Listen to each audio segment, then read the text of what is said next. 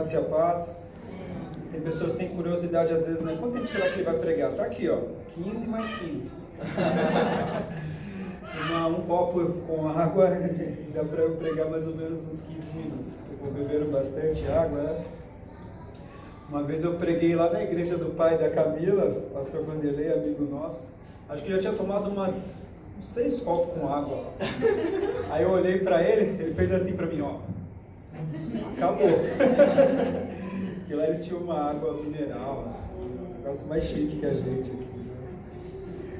Mas engraçado.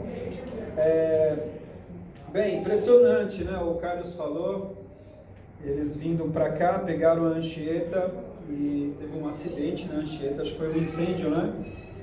Quem passou lá viu. E eu junto com a minha família, a gente entrou na Anchieta, já tinha visto umas fotos do Carlos no WhatsApp, mas não tinha me identificado aonde era todo aquele trânsito, né? E aí, quando eu entrei na Anchieta, eu vi que estava tudo parado, e aí eu cortei por trás do Extra Anchieta e fui sair lá na Vergueiro depois. Enfim, o tema da mensagem é ajustando a rota para o ano de 2020. E literalmente, né, Carlos, a gente teve que fazer um ajuste de rota, né? E a gente vai percebendo nas pequenas coisas confirmações a respeito daquilo que a gente vai falar. Às vezes numa música, hoje nessa ocasião, também na oração do Rodrigo aqui na ceia, ele falou assim, ajuste as nossas vidas para sermos como o Senhor. É sobre esse ajuste de rota que eu queria falar. Bem, o ano já está terminando. Parece que vai terminar melhor do que o ano passado.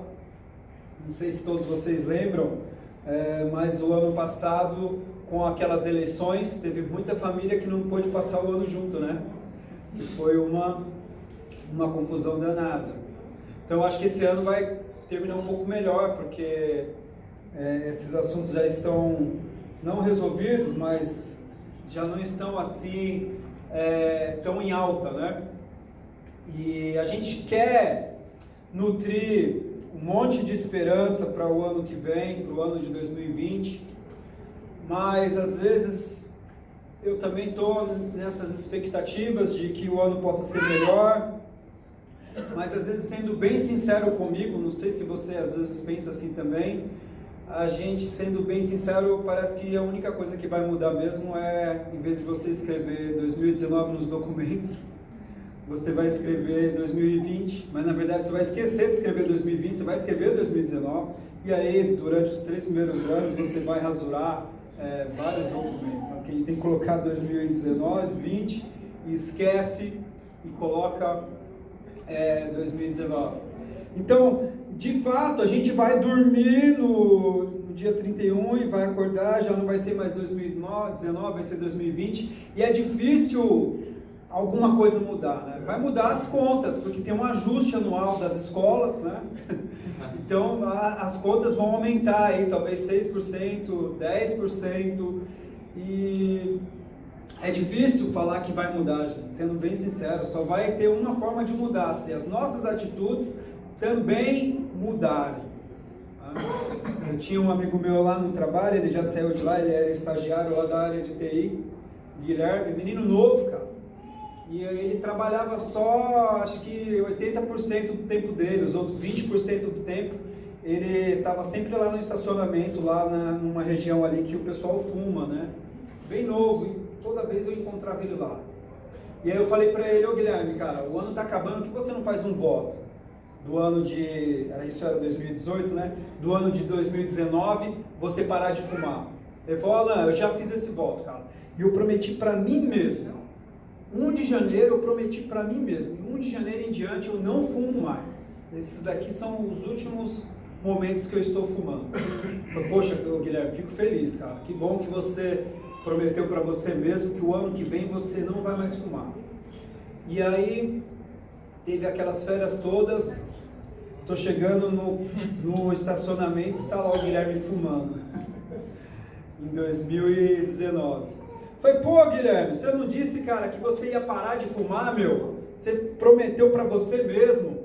Foi ela, eu acho que eu não sou muito confiável. Porque eu prometi, mas não estou conseguindo. Então, gente, a grande verdade é essa. A gente vai ter que pensar nas atitudes que nós tivemos nesse ano de 2019 e algumas dessas atitudes nós não vamos poder carregar para o ano seguinte, para o ano de 2020, e outras atitudes que nós percebemos que faltaram em nossas vidas nesse ano de 2019, a gente vai ter que dar um jeito de colocarmos essas atitudes no ano de 2020, para que a gente possa ter essa esperança de que o ano vai ser melhor e que essa esperança não seja uma esperança falsa. A gente sabe que vai ser uma esperança milagrosa, mas que não seja uma esperança falsa, seja uma esperança verdadeira. Essa esperança de que teremos um ano de 2020 melhor, ela só é possível se nós estivermos de fato empenhados em querermos fazer diferente, né? E para isso, nós precisamos ajustar algumas coisas nas nossas vidas, alguns planos, eu diria, para que o ano de 2020 seja de fato um ano diferente, um ano melhor. O que é um ano melhor? Um ano melhor é o ano que eu vou ganhar mais. O ano melhor é o ano que eu vou conseguir viajar mais. O ano melhor é o ano que eu vou ter mais sucesso profissional. Não. O ano melhor é aquele ano que sua vida vai poder glorificar mais a Deus. Amém. É nisso que se resume. Tá? Qual ano você quer para 2020? Um ano em que a minha vida possa glorificar mais a Deus em tudo que eu fizer. Então vamos falar rapidamente sobre essa questão que eu chamei de ajustando a rota para 2020. Tem um versículo que eu quero ler, que é Mateus capítulo 2. E aí a gente mistura um pouco do Natal com o Ano Novo, porque Mateus capítulo 2 diz respeito ao nascimento de Jesus. Mateus capítulo 2, versículo 12. Está escrito assim, Mateus capítulo 2, versículo 12. E, sendo por divina revelação avisados num sonho, para que não voltassem para junto de Herodes, partiram para a sua terra por outro caminho. Eu vou agora tentar sincronizar aqui as nossas memórias sobre esse texto, para a gente não ter que ler o capítulo inteiro, né? Mas o que acontece? Você sabe bem da história, como chama mesmo aquelas paisagens que a gente monta? Presépios, né? Os presépios narram essa história. Você tem uma estrela que brilha no céu, e aí você tem os magos. Alguns vão dizer que eram 3, mas não se sabe. Dizem que eram 3 porque foram 3 presentes ofertados, né? E eles veem essa estrela brilhando e eles seguem essa estrela. E quando eles vão seguindo essa estrela, eles entendem que essa estrela diferente que brilha no céu, ela diz respeito a um nascimento diferente que aconteceu na terra. Ela diz respeito ao nascimento de um rei. E perceba uma coisa, não é possível nascer um rei. O máximo que se nasce é um príncipe. E aí, quando um rei morre, o príncipe se torna rei. Jesus é o único que já nasce rei. Amém? Amém. Merecia um amém esse aí. Jesus é o único que já nasce rei. Amém? Amém. E aí, gente, esses sábios, eles chegam em Jerusalém e falam, olha, onde está a estrela daquele que nasceu rei? Herodes fica sabendo disso, e Herodes, ele é o quê? Ele também é rei. E ele fala, opa, peraí, como que eu, sendo rei, estão procurando por um outro rei em meu território? E Herodes está determinado a eliminar toda as ameaças do seu trono. Então, se há algum outro rei, esse rei vai morrer para que eu permaneça no trono. Mas o reinado de Jesus não depende que nenhum outro rei desapareça. Ele consegue reinar mesmo que outros reis existem, porque Apocalipse diz que ele é o rei dos reis. E aí, Herodes, ele faz um acordo com esses sábios. Olha, quando que vocês viram essa estrela? Em que tempo mais ou menos aconteceu isso? Ele começa a se infiltrar nessa história, e aí ele fala o seguinte: olha, faz o seguinte, vão, segue os seus caminhos, vão atrás dessa estrela, e quando vocês acharem esse rei, voltem e me avise, porque eu também quero adorá-lo, né? Herodes faz esse acordo. Na verdade, ele queria adorar nada, o que ele queria mesmo era matar Jesus Cristo, ainda quando era bebê. Então Herodes faz esse acordo. E aí esses homens sábios, eles vão e encontram a estrela, e a estrela brilha em Belém, e eles vão lá, entram, adoram Jesus, e tudo está programado para eles voltarem, e aí voltarem pelo mesmo caminho. Não sei se eles tinham acreditado na história de Herodes, mas enfim, antes que eles voltassem pelo mesmo caminho, diz a Bíblia que eles tiveram um sonho. E nesse sonho, eles tiveram uma revelação que dizia para eles o seguinte: não volte pelo mesmo caminho. E aí, a gente não tem mais informações, mas a gente sabe que eles não voltaram pelo mesmo caminho. O que eles fazem? Eles ajustam a rota deles. No meio do caminho, como diz Carlos Drummond de Andrade, no meio do caminho tinha uma pedra. Aqui nesse texto, no meio do caminho, eles encontram um outro caminho. Perceba o seguinte: o destino que eles têm permanece, o destino não muda. O que muda agora é o caminho. Da mesma forma, nós vindo para cá hoje, o meu destino era chegar aqui nesse hotel, e com tudo aquilo que aconteceu na Anchieta, o meu destino não mudou. Eu só fiz outro caminho para chegar. E a gente precisa fazer esses ajustes nas nossas vidas para chegar ao nosso destino. Precisamos ajustar os caminhos. O nosso destino, ele não pode mudar, mas por vezes os caminhos que nós estamos escolhendo para chegar nesse destino, eles têm sim que serem ajustados. Agora, quando eu falo de destino, fica uma coisa às vezes meia no ar, assim. Que destino é esse que minha vida tem? O destino que eu falo aqui, ele diz respeito ao propósito de Deus para a sua vida. Esse é o nosso melhor e maior destino. Esse é o plano que Deus tem para nós. Sabe, o ano de 2020, você pode estar com um plano de ter alguma coisa, ir a algum lugar no ano que vem, mas o plano maior de Deus para as nossas vidas em 2020 é que nós possamos ficar mais perto do propósito de vida que Deus tem para cada um de nós. Amém. E, gente, é ter a certeza absoluta, eu diria a convicção do propósito de vida que Deus tem para nós, que vai fazer com que a gente levante a cada manhã e saia para viver a vida que está proposta.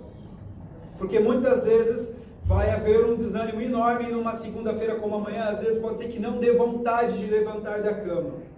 E o que move as nossas vidas é esse propósito que Deus escreveu na eternidade para cada um de nós, que é um propósito que eles se unem.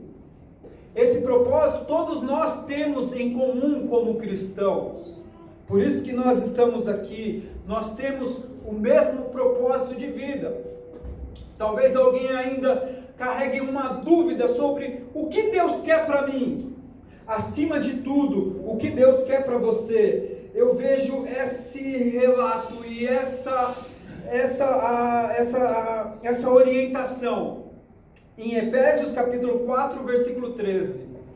Para mim, se você é daqueles que gostam de,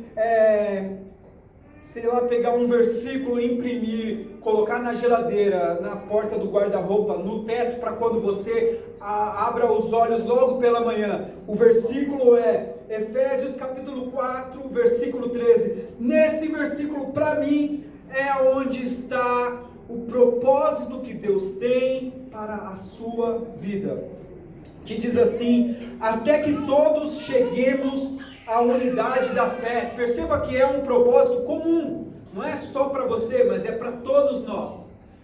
Paulo escreve: até que todos cheguemos. E perceba que é um propósito que está no futuro, é algo que eu devo perseguir. Até que todos cheguemos à unidade de fé. E aí diz assim: ao conhecimento do Filho de Deus. Ou seja, algo que nós temos que buscar sempre conhecer. Esse é o nosso propósito de vida. A unidade da fé, que só é possível em família, em irmãos, porque diz respeito a uma unidade, todos se juntam em um. Ao conhecimento do Filho de Deus, algo que nós vamos continuar conhecendo, que você conhece e ainda percebe que não sabe nada a respeito de Jesus. Não sabe nada. Tem uma história de um jovem que ele compra todos os livros de teologia e todos os livros que ele pode ler sobre Jesus Cristo e a Bíblia. Ele lê tudo no original, no grego, no hebraico, tudo. E aí ele chega para um homem bem velho que já é sábio e fala assim: olha, eu já sei tudo sobre Deus. E o homem velho diz para ele: se você sabe tudo sobre Deus, você o reduziu muito. Percebe isso? Porque não é possível sabermos tudo sobre Deus. Prosseguirei em conhecer ao Senhor, diz o profeta Oséias. Prosseguirei em conhecer. Então qual é o propósito da nossa vida? Até que todos cheguemos à unidade da fé, ao conhecimento do Filho de Deus. E aí diz o seguinte: há um homem perfeito. E que homem perfeito é esse? O homem perfeito é o homem à medida da estatura completa de Cristo. Em outras palavras, o propósito de Deus para as nossas vidas é que nós nos parecemos com Jesus. Amém. É que nós sejamos como Ele. Ajustar a rota para 2020 significa ajustar as nossas vidas para que no ano de 2020 nós sejamos, ainda que seja só mais um pouquinho, mas que seja então um pouquinho mais parecidos com o Cristo. Amém. Esse é o propósito de Deus para as nossas vidas. Que as nossas vidas sejam parecidas com Jesus. E eu escrevi aqui para mim um propósito de vida que diz assim: o meu propósito de vida é me parecer com Cristo, para que outras pessoas, através de mim, conheçam o Cristo com o qual eu me pareço. Esse é o propósito da nossa vida. Porque parecer com Cristo não é simplesmente viver como Cristo, é encarnar a missão de Jesus. Jesus Cristo diz o seguinte: como o Pai me enviou, eu também vos envio. Ou seja, parecer com Cristo é estar comprometido com a missão do Cristo. A missão de Jesus era morrer para que todas as pessoas sejam salvas. A nossa missão é viver a morte de Jesus para que mais pessoas, através das nossas vidas, sejam salvas. Amém. Esse é o propósito de vida. O meu propósito de vida é me parecer com Cristo, para que outras pessoas, através de mim, conheçam o Cristo com o qual eu me pareço.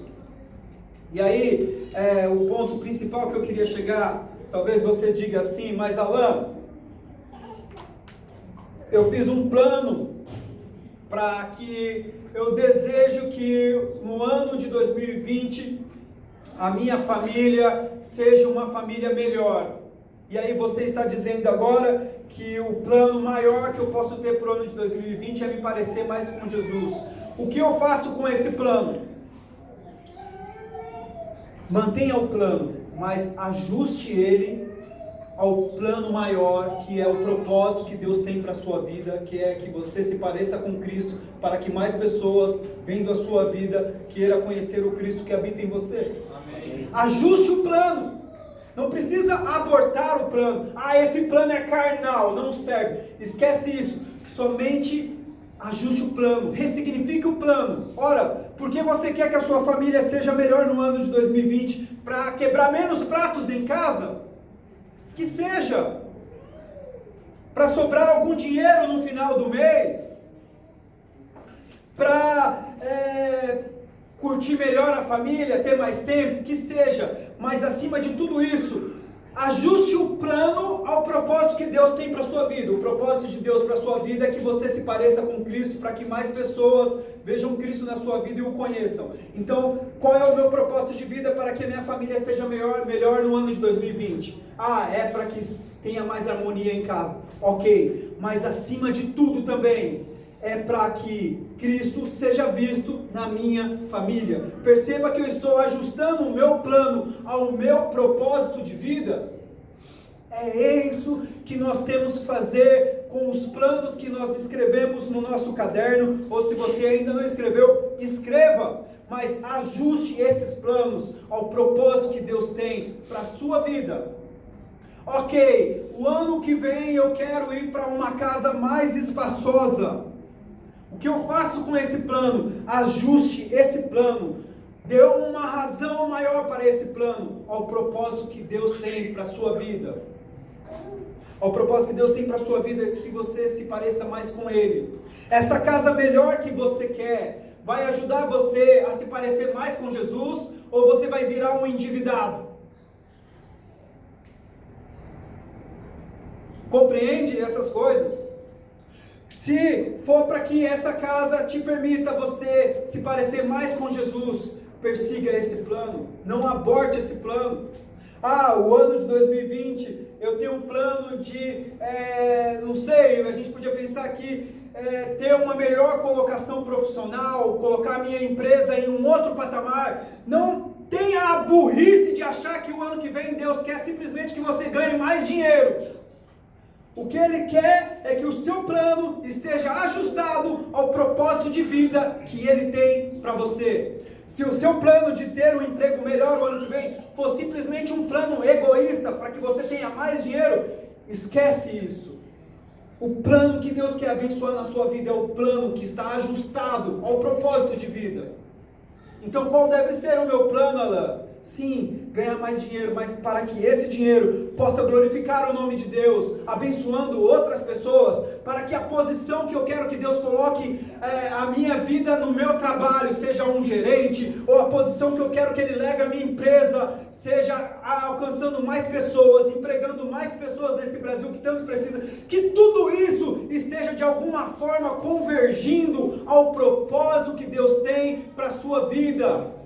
Que é que a sua vida possa glorificar o nome dEle.